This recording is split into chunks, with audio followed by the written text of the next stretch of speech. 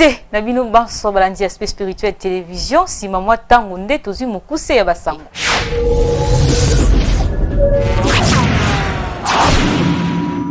Vingt-deux députés ya mboka Congo démocratique qui bazui autorisation ya voyager pour na kokutana na pape. Secrétaire général ya ONU azelami mokolo ya le 22 février kuna na Ituri.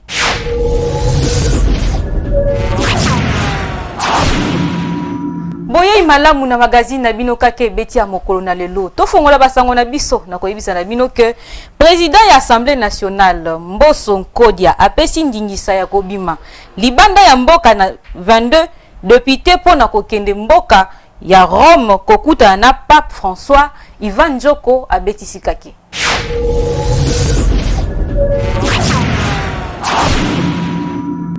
Président de l'Assemblée nationale, Christophe Mbosso Nkodia a signé autorisation de sortie collective. Il y a 20 députés nationaux.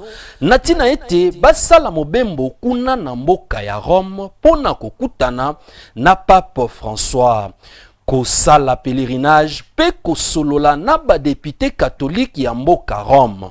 Mobembo yango ezali supporté na Assemblée nationale te kolandisama na maloba ya moko ya ba délégation oyo bakokende Rome. Mobembo yango eza pona 14 jours topé kobanda mokolo le 15 kino le 28 février 2022. Et sengeli koyeba ke na liste ya ba député oyo basali mobembo kuna na mboka ya Rome tokotanga bongo ba honorable Papi Nyango, Patricia Ntseya, Henriette Wamu, Christelle Vwanga, Fidèle Likinda, Paul Balenza, Geneviève Inagosi, Pelisusu, Ingele Ifoto. Nzoka, premier vice-président ya Assemblée nationale, Jean-Marc Kabunda Kabund, Azoko Bakaka Kusenga epai ya président ya Assemblée nationale, autorisation ya sortie, na demande yango et Salemaki Uta le 8 février, Pelisusu, a Salaki rappel le 16 février 2022, kaka na mois ya février ya koyeba ezali ete vice-président ya Assemblée nationale Pelisusu ancien président AI ya UDPS a salaki demande ya autorisation de sortie pour akende na mboka bapaya ko se faire soigner kasi jusque là demande yango ezali lettre morte Pelisusu ebwakami na ba oubliette.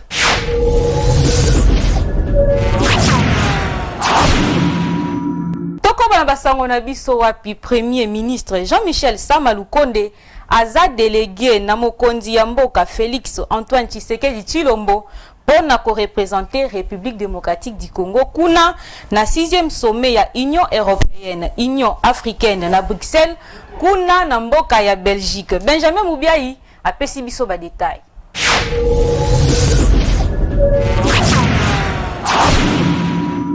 République démocratique du Congo ekozala représentée na sommet Union européenne, Union africaine o ekobanda mokolo ya jeudi 17 février 2022 na premier ministre Jean-Michel Sama Lukonde na Bruxelles kuna na Belgique. Sommet ya mikolo mibale o ekosala le 17 pe le 18 février ekolobela mingi ba relation entre Europe na Afrique. 5 tables rondes ekozala organisées na bathème lokola Kimia, Bokengi pe Bokambami, système de santé pe production vaccinale, agriculture pe développement ya soutenabilité, éducation, culture pe formation vocationnelle. Boyeba ete République démocratique du Congo ezo occupé poste ya rapporteur na bureau ya Sika na Union africaine o ekambami na président ya Sénégal Macky Sall.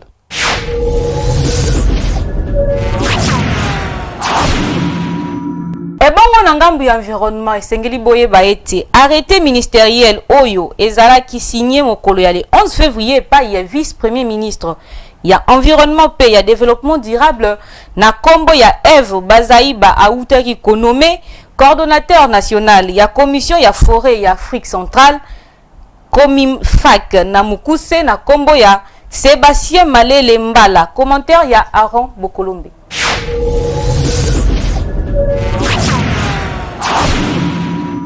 Toyeba ete na poste ya coordonnateur national ya commission ya forêt ya Afrique centrale Comifak na mukuse Sébastien Malele Mbala auti ko remplacer Luc Atundu oyo azwaka ebonga wana uta 2016.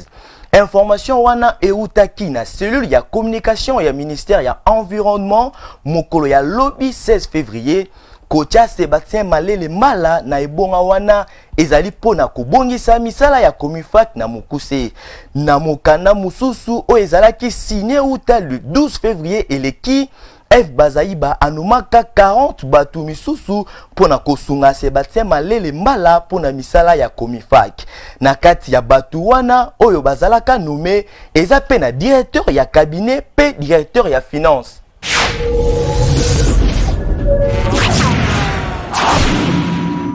Vice-premier ministre, ministre ya affaires étrangères Christophe Lutundula alobaki pona oyo etali bobengani ya ba Congolais na mboka ya Angola. Alice Kitutu abeti sikaki.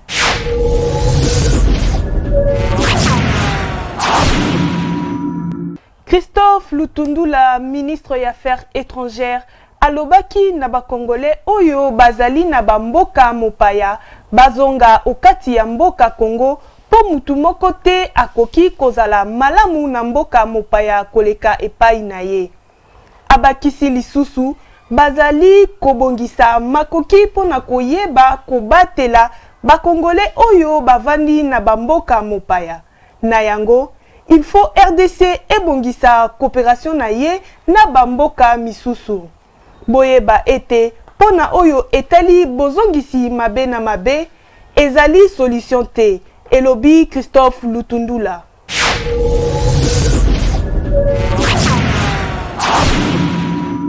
Tokende na este ya mboka Congo démocratique wapi gouverneur militaire ya Ituri lieutenant général Johnny Luboya Gashama a annoncé ki mokolo ya le 22 février na Bunia boyei ya secrétaire général ya ONU Antonio Guterres visite na ye pour un renfort pene ya population ya village Kokoniangi kuna na route nationale numéro 27 na mémoire ya batu zomi na minei oyo bakufaki na butu ya le 15 pe le 16 janvier oyo eleki. Jelina Makengo apesi biso ba détail.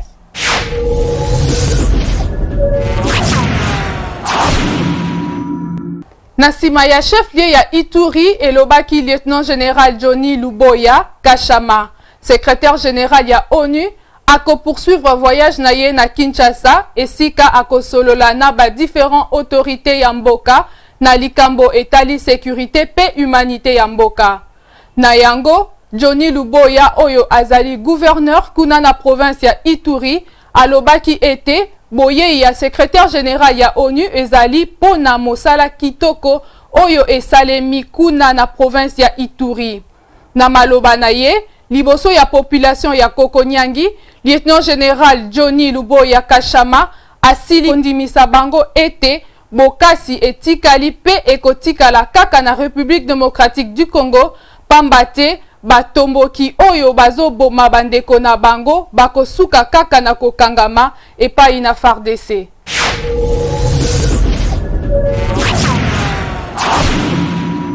Pepo na kosudisa basangwa mokolo ya lelo ba député provinciaux ya kuna na Ituri bazo senga pe bazo déplorer un paiement ya 9 mois ba eli oyo bazo funda gouverneur militaire Johnny Kashama.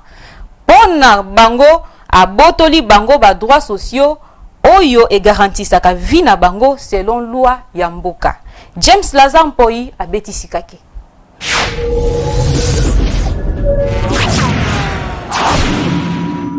Na déclaration na bango mokolo ya le 15 février eleki ba élus provinciaux ya Ituri ba silaki ko réclamer ba arriéré topé salaire na bango oyo gouvernement provincial et kambamaka epai ya lieutenant colonel John Luboya et futamité pendant 9 mois. Peli susu ba député provinciaux ba leli na ndenge John Luboya azali ko botola ba droits sociaux na bango oyo ezosala ke ba condition ya vie na bango ezala malamu te. Ba leli lisusu ete moko ya ba député provinciaux ya Ituri auti kokufa pona kozanga ba moyen. Ba député provinciaux ya Ituri ba sengi na John Luboya gouverneur militaire ya Ituri atika gangsterisme militaire pe afuta 9 mois na bango ya arriéré.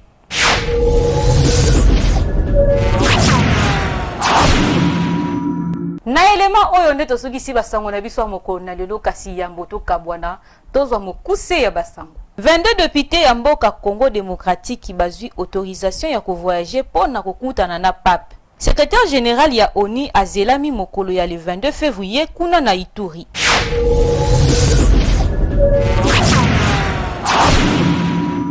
Bongo nde tosukisi basango na biso ya mokolo na lelo ya kake ebeti tika na pesa merci na bino nyonso bozalaki liboso ba poste télévision na bino pona kolanda basango ya kake ebeti ya mokolo na lelo. Mais na bosanité merci na équipe technique mobimba pe rédactionnel ya As TV oyo ba compagnie kingai na kati ya journal oyo kake ebeti ngai na bino tokutani mikolo ezali kuya. Merci.